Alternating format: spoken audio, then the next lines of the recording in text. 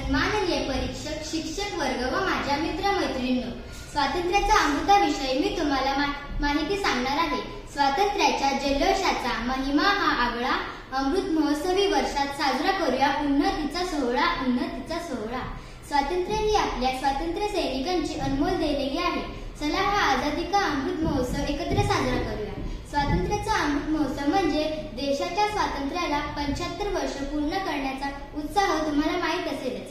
15 August हा ऐतिहासिक दिवस आहे, जेव्हा आपल्या देशाला ब्रिटिशांच्या राजवटीतून स्वातंत्र्य मिळाले। या स्वातंत्र्यासाठी अनेक शूर स्वातंत्र्य सैनिकांनी, नेत्यांनी बलिदान दिले होते। म्हणूनच या वर्षी भारतीय स्वातंत्र्याचा अमृत महोत्सव साजरा केला जात आहे।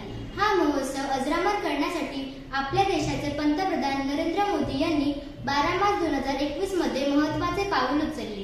त्यांनी सर्व देशवासियांना 12 मार्च 2021 पासून पुढील 2 वर्ष भारतीय स्वातंत्र्याचा अमृत महोत्सव साजरा करण्याचे आवाहन केले। भारताची राजधानी दिल्लीतील लाल किल्ल्यापासून ते देशाच्या खेडेगावापर्यंत देशभक्तीचा महापूर ओसरून वाहत आहे।